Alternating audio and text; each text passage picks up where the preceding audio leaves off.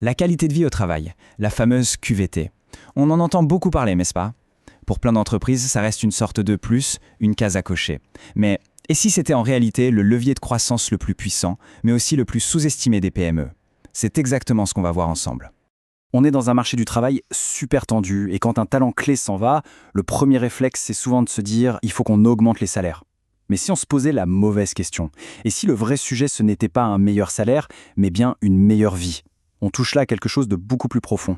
Pour appuyer ça, il y a un chiffre qui fait vraiment réfléchir. Tenez-vous bien, 78%. D'après une grande étude Gallup, près de 4 démissions sur 5 ne sont pas liées au salaire. Non, elles sont dues à un manque de reconnaissance ou un décalage avec les valeurs de l'entreprise. Ça change complètement la donne. La vraie bataille pour les talents, elle se joue sur le terrain de l'humain. Et ce désengagement, c'est un peu comme un frein à main qu'on aurait oublié de desserrer dans une voiture. C'est un frein invisible, mais terriblement puissant, qui pèse sur la performance. On ne le voit pas toujours venir, mais ses effets, eux, sont bien réels. Alors, comment on le repère, ce frein? Eh bien, ça commence souvent par ce qu'on appelle des signaux faibles. Vous savez, ce turnover qu'on met un peu vite sur le compte des nouvelles générations, les absences qui se répètent, une ambiance qui devient un peu lourde, ou encore des avis négatifs qui apparaissent en ligne. Et pendant ce temps-là, la productivité, elle, stagne. Ce sont tous ces petits symptômes que beaucoup de dirigeants voient, sans toujours mesurer à quel point c'est grave. Parce que oui, tous ces signaux, ils ne sont pas gratuits, loin de là. Ils ont un coût caché qui vient directement grignoter les résultats de l'entreprise. On parle de quel ordre de grandeur? Eh bien, toujours selon Gallup, un seul salarié désengagé coûte chaque année entre 7 000 et 15 000 euros. C'est énorme. Pourquoi? À cause de la perte de productivité, du manque de créativité, des erreurs. L'impact est direct. Maintenant, multipliez ça par plusieurs collaborateurs. Et là, on commence à comprendre l'ampleur du désastre financier. Et ce n'est pas tout. Le problème s'aggrave, parce que ce mal-être en interne, il finit toujours par se voir à l'extérieur. Et une mauvaise réputation d'employeur peut faire exploser les coûts de recrutement de plus de 50%. C'est un vrai cercle vicieux. On paye plus cher pour attirer des talents qui, finalement, risquent de ne pas rester. Mais au fond, pourquoi? Pourquoi ce désengagement s'installe-t-il si facilement? La réponse est fascinante et elle nous vient des neurosciences.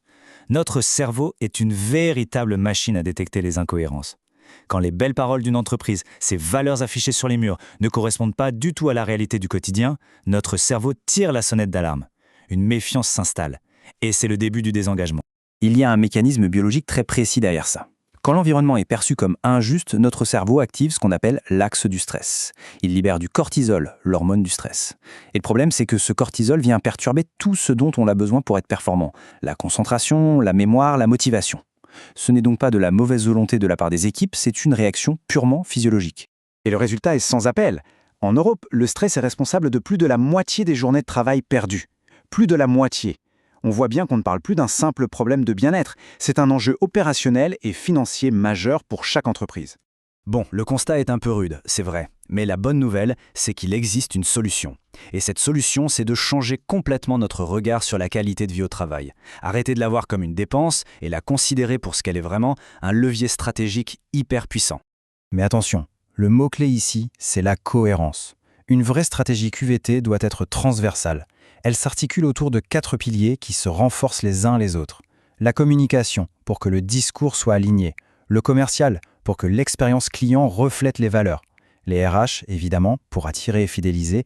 Et la formation, pour donner aux managers les bons outils. C'est l'alignement de ces 4 domaines qui crée une transformation durable. Et le meilleur dans tout ça, c'est que ça marche. Ce n'est pas de la théorie. Regardez ces résultats concrets chez des PME. Cloget a fait chuter l'absentéisme de 24%. Chabert-Duval a vu l'engagement de ses équipes bondir de 31%. Et la manufacture RH, c'est incroyable. 72% de leurs recrutements se font par cooptation. C'est la preuve ultime d'une culture saine. Et pour ceux qui veulent parler chiffres, le fameux ROI, voilà l'argument final. Une méta-analyse européenne le confirme. Chaque euro investi dans une démarche de bien-être au travail bien structurée rapporte en moyenne 2,20 €. Ce n'est pas une dépense, c'est l'un des investissements les plus rentables qu'une entreprise puisse faire. Alors, comment passer à l'action concrètement? On a vu le pourquoi, voyons maintenant le comment. Cette dernière partie est consacrée à la méthode pour vraiment mettre en place ces stratégies et transformer l'entreprise. Le choix est finalement assez simple. D'un côté, on a l'inaction, avec des coûts cachés qui ne cessent de grimper, une productivité en baisse et une marque employeur dégradée. De l'autre, on a un investissement stratégique qui transforme la culture en un avantage compétitif durable, capable d'attirer et de retenir les meilleurs. Le calcul est vite fait, non? Pour faire ce premier pas, un livre blanc complet détaille toute cette approche, chiffres et cas concrets à l'appui. C'est vraiment la ressource idéale pour construire un plan d'action concret et commencer cette fameuse transformation. La question finale, la voici. L'enjeu n'est plus seulement d'offrir un emploi.